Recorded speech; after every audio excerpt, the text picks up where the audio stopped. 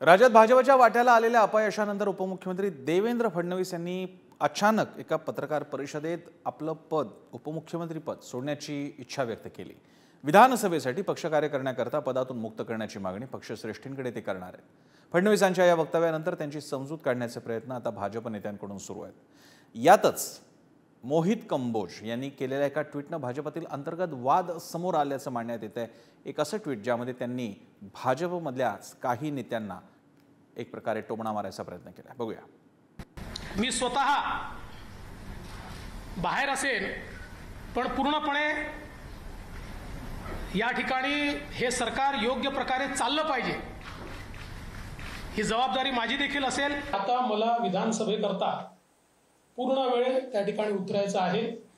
त्याच्यामुळे मी भारतीय जनता पक्षाच्या शीर्षस्थ नेतृत्वाला ही विनंती करणार आहे की त्यांनी मला सरकारमधून मोकळं करावं। राज्यात एकनाथ शिंदेंच्या बंडानंतर राज्यपालांकडे सत्ता स्थापनेचा दावा केल्यानंतर सरकारमध्ये सामील होणार नाही असं सांगणाऱ्या फडणवीसांना संध्याकाळपर्यंत निर्णय बदलावा लागला होता। मोदी, शहा, नड्डा यांचे फोन आणि एक्स पोस्ट नंतर राज्याच्या उपमुख्यमंत्री पदाची शपथही त्यांना घ्यावी लागली होती। 30 जून 2022च्या या घटनेला आता 2 वर्ष पूर्ण होत असताना लोकसभेत महायुतीला बसलेल्या मोठ्या फटक्यानंतर फडणवीसांनी पुन्हा सरकारमधून बाहेर पडण्याची इच्छा व्यक्त केली आहे। आता मला विधानसभेकरता पूर्ण वेळ त्या ठिकाणी उतरायचं आहे। त्याच्यामुळे मी भारतीय जनता पक्षाच्या शीर्षस्थ नेतृत्वाला ही विनंती करणार आहे की त्यांनी मला सरकारमधून मोकळं करावं आणि पक्षामध्ये पूर्ण वेळ काम करण्याची त्यांनी संधी द्यावी। 2014 आणि 2019च्या लोकसभा निवडणुकांमध्ये राज्यात 23 जागा मिळवणाऱ्या भाजपची या लोकसभा निवडणुकीत चांगलीच घसरण झाली। महायुतीत 45+ जागा जिंकण्याचं स्वप्न तर भंगलंच, मात्र त्याचबरोबर भाजपच्या जागा 9 वर घसरल्या। या पराभवाचं मंथन कोर कमिटीच्या बैठकीत झाल्यानंतर घेतलेल्या पत्रकार परिषदेत फडणवीसांच्या या वक्तव्यानं सोबतचे भाजप नेतेही धास्तावले। फडणवीसांनी सरकारमध्ये राहूनच पक्षाचं काम करावं अशी विनंती त्यांना करण्यात आली। देवेंद्रजींनी सरकारच्या बाहेर जाऊन संघटनेला मदत करायची गरज नाही, त्यांनी सरकारमध्येच राहून संघटनेला पूर्ण मदत करायची गरज आहे। केंद्राला सुद्धा या ठिकाणी आम्ही सांगू की देवेंद्रजींची अशी जरी भूमिका असली तरी ती महाराष्ट्रातली भारतीय जनता पार्टीला मंजूर नहीं। उनके रिजाइन का कोई सवाल नहीं है। संगठन में भी देवेंद्र जी हमारे साथ में रहेंगे, पार्टी के साथ में रहेंगे और यहाँ सरकार में भी हमारे नेता करके वही काम करेंगे।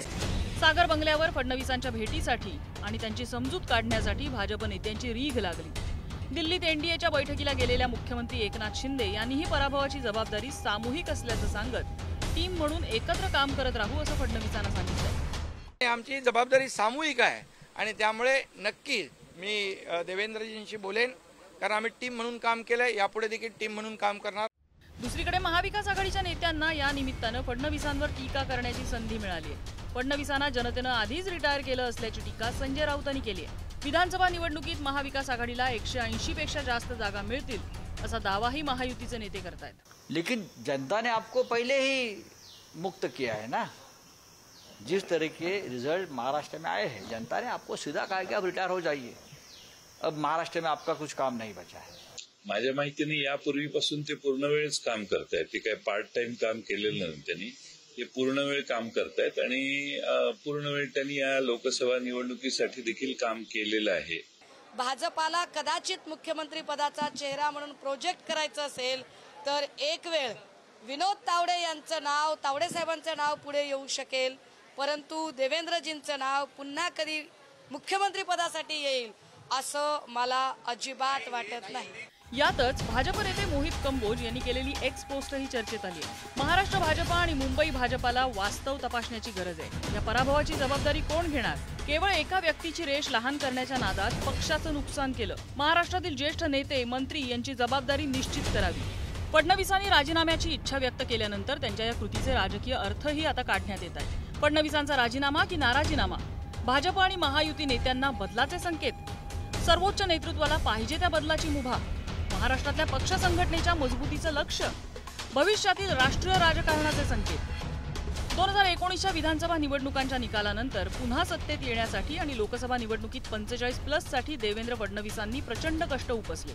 या काळात शिवसेना आणि राष्ट्रवादीत झालेल्या फुटीचं खापर त्यांच्यावर फोडण्यात आलं. उपमुख्यमंत्रीपदी सत्तेत सहभागी होण्यासाठी इच्छा नसतानाही त्यांना ती जबाबदारी स्वीकारावी लागली. लोकसभा निवडणुकांसाठी महायुतीच्या जागा वाटपातही फडणवीस यांचा शब्द अंतिम राहिला. या सगळ्या संघर्षात पक्षातील काहींसह महायुतीतल्या काही नेत्यांनीच फडणवीसांविरोधात कट कारस्थान रचलं का अशीही चर्चा रंगतीये. लोकसभा निकालातील पराभवाची जबाबदारी स्वीकारत राजीनाम्याची तयारी फडणवीसांनी दर्शवून जनमानसातील प्रतिमाही उजळ होऊ शकण्याचं मानण्यात येत आहे. आता 2022 प्रमाणे पक्षाच्या आग्रहाखातर फडणवीस आपला निर्णय मागे घेणार की फडणवीस पक्षाच्या कार्यात पाहायला मिळणार हे आता येत्या काळात पाहावं लागेल. मी पुन्हा येईन असं छातीठोकपणे सांगणाऱ्या आणि आपण ते कसं करून दाखवलं तेही मांडणाऱ्या फडणवीसांसमोरची आव्हानं कमी नाहीयेत. परंतु आजवरचा अनुभव असाच की आव्हान कोणतंही आलं तरी त्यातून मार्ग काढत फडणवीस पुढे जातात. यावेळी लोकसभा निवडणुकीतल्या पडझडीतून मार्ग काढत पुन्हा कमळ पूर्वीसारखंच फुलवण्याचं आव्हान त्यांच्यासमोर आहे, तेही पुढच्या अवघ्या 3 महिन्यात विधानसभा निवडणुकीआधी. ओम देशमुखसह ब्युरो रिपोर्ट, पुढारी न्यूज, मुंबई.